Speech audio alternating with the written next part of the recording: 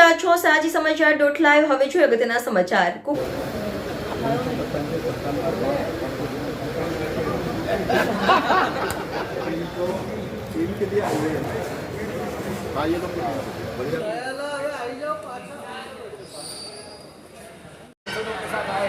और सिक्योरिटी ने उनको बोला कि साहब आपके लिए साइड बाजू में रास्ता हमने रखा है, वहाँ से आप अंदर जाना है।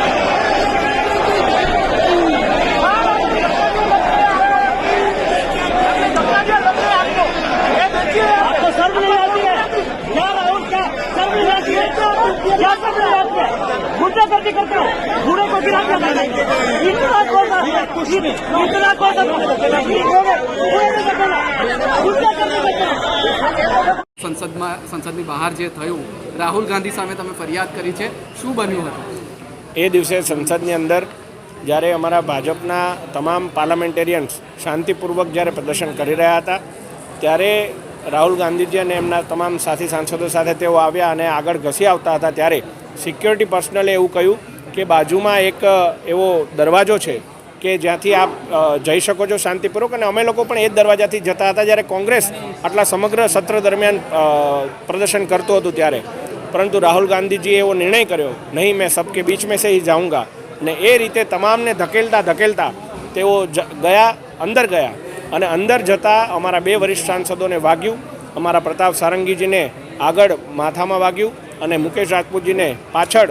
અંદરૂની ઘાવ એમને વાગ્યો। ત્યારે અમને લોકો એમની પ્રાથમિક જ્યારે સારવાર ચાલી રહી હતી ત્યારે રાહુલ ગાંધી અંદરથી બહાર આવ્યા, ત્યારે મેં એમનું ધ્યાન ખેંચ્યું કે આ શું કર્યું છે આપે, આ જુઓ કે રાહુલ ગાંધીજીએ અહંકારપૂર્વક એવું કહ્યું કે મેં કશું નથી કર્યું, આપણે મને ધક્કો માર્યો છે। એ વ્યક્તિ વ્હીલચેર પર બેઠા એ એમને કઈ રીતે ધક્કો મારી શકે એ પણ પ્રશ્ન હતો, અને આ બાબતથી આહત થઈ અને અમે લોકોએ નક્કી કર્યું કે અમે લોકો આ બાબતે પોલીસને ફરિયાદ દર્જ કરાવીશું, અને અમારા વરિષ્ઠ નેતાગણના માર્ગદર્શન અનુસાર માન્ય અનુરાગ ઠાકુરજી, બહેન અમારા બાસુજી સ્વરાજ, એમની સાથે મળી અને મેં પાર્લામેન્ટ સ્ટ્રીટમાં ફરિયાદ નોંધાવી હતી, અને ફરિયાદની અંદર જે તપાસ થઈ એના આધારે પોલીસે કાલે મોડી રાત સુધીમાં FIR પણ દાખલ કરી દીધી છે। અને રાહુલ ગાંધીનું આ પ્રકારનું જે વર્તન હતું, એક માનવતા હોય, માનવતા પણ નહોતી એમનામાં?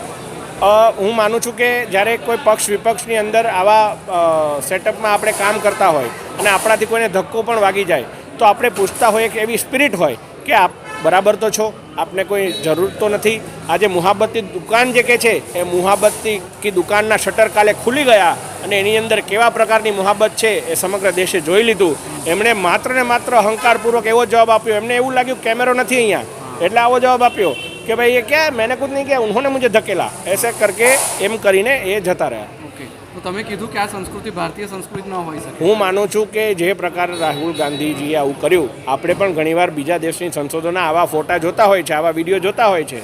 જે પ્રકારે એમણે કર્યું અને એમને એનો ક્ષોભ પણ નથી, એનો મતલબ કે એ એમનું વે ઓફ લાઈફ છે, એ રીતે જ તેઓ જીવે છે, એના કારણે મેં એવું કહ્યું કે આ સંસ્કૃતિ ભારતીય સંસ્કૃતિનો ભાગ જ નથી। ધન્યવાદ।